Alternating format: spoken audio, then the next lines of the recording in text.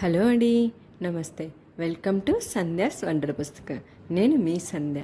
ఈరోజు మనం meal maker pulao ఎలా చేయాలో చూద్దాం.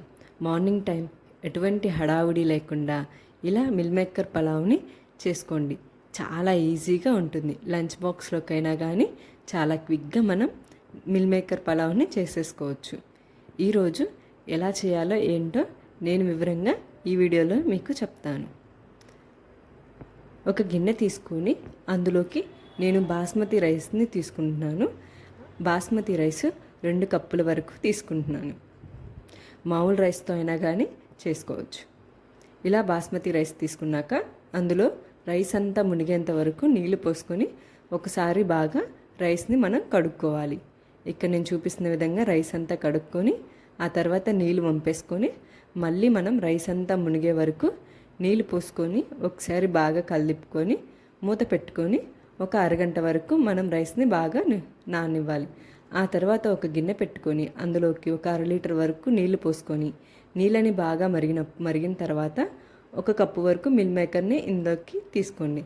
ఇలా మిల్ మేకర్ అంతా కొంచెం ఉడికిన తర్వాత స్టవ్ ఆఫ్ చేసుకొని వాటర్ పక్కకు పోసేసి చల్లనీళ్ళు పెట్టేసుకోవాలి. అలా చల్లనీళ్ళు పెట్టుకొని కొంచెం చల్లారిన తర్వాత ఇక్కడ నేను చూపిస్తున్న విధంగా మిల్ మేకర్లో ఉన్న వాటర్ అన్నిటినీ ఇలా బాగా పిండేసి ఇంకొక గిన్నెలోకి తీసుకోవాలి.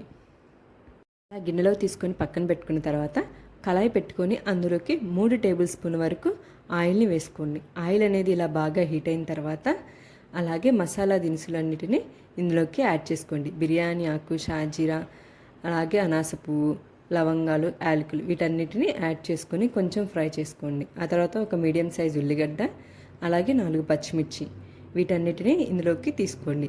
వీటన్నిటిని కూడా కొంచెం లైట్గా వేగనివ్వండి. ఇలా కొంచెం లైట్గా వేగిన తర్వాత 1 టేబుల్ స్పూన్ వరకు ఫ్రెష్గా దంచుకున్నటువంటి అల్లం వెల్లుల్లి పేస్ట్ని ఇందులోకి యాడ్ చేసుకోండి. ఇలా అల్లం వెల్లుల్లి పేస్ట్ కూడా ఒకసారి పచ్చివాసన పోయేంత వరకు బాగా ఫ్రై చేసుకోవాలి. ఇలా ఫ్రై చేసుకున్న తర్వాత ఒక గుప్పెడు కరివేపాకు, అలాగే ఒక మీడియం సైజ్ టమాటాని కట్ చేసుకొని ఇందులోకి యాడ్ చేసుకోండి. ఒకసారి బాగా కలబెట్టుకొని మూత పెట్టుకొని టమాటాలన్నీ బాగా మగ్గేంత వరకు ఉడకబెట్టుకోండి. ఇలా టమాటాలన్నీ మగ్గిన తర్వాత ఇందాక మనం మిల్ మేకర్ని తీసుకున్నాం కదండి, వాటిని ఇందులోకి యాడ్ చేసుకోండి. ఒకసారి ఆ ఆయిల్ అనేది మిల్ మేకర్స్ అంతా పట్టే విధంగా బాగా కలుపుకోవాలి. ఆ తర్వాత 1 కప్పు వరకు పెరుగు, అలాగే 1 టేబుల్ స్పూన్ పసుపు, 1 టేబుల్ స్పూన్ సాల్ట్, అలాగే కారం 2 స్పూన్లు, పసుపు 1 టేబుల్ స్పూన్, ధనియాల పొడి, అలాగే గరం మసాలా 1 టేబుల్ స్పూన్ వరకు యాడ్ చేసుకోండి. వీటన్నిటిని కూడా ఒకసారి బాగా కలబెట్టుకోండి. ఇవన్నీ బాగా కలబెట్టుకున్నాక కొద్దిసేపు బాగా ఫ్రై అవనివ్వండి. ఇక్కడ నేను చూపిస్తున్న విధంగా ఆయిల్ అనేది కొంచెం బాగా పైకి తేలాలి. అలా తేలిన తర్వాత మనం ఇందాకలా నానబెట్టుకున్నటువంటి రైస్ని ఇందులోకి యాడ్ చేసుకోండి. ఇలా యాడ్ చేసుకొని రైస్ అంతా ఒకసారి బాగా కలబెట్టుకోండి.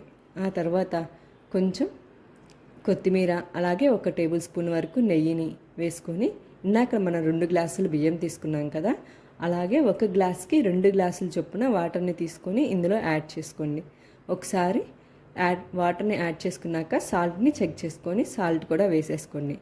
ఇలా వేసుకున్న తర్వాత ఒకసారి బాగా కలబెట్టుకొని మూత పెట్టి ఒక 10 నిమిషాలు ఉడకనివ్వండి.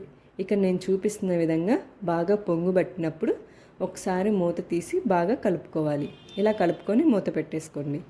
మనం 10 నిమిషాలకి మనకి రైస్ అనేది ఇలా బాగా కుక్ అయి ఉంటుంది. ఈ టైంలో స్టవ్ ఆఫ్ చేసుకొని మూత పెట్టేసి ఒక 10 నిమిషాలు పక్కనే ఉంచండి. ఇలా పక్కన ఉంచిన 10 నిమిషాలకి మనకి రైస్ అనేది పర్ఫెక్ట్గా కుక్ అవుతుంది. ఇలా పొడిపొడిగా రైస్ అనేది మనకి బాగా కుక్ అవుతుంది.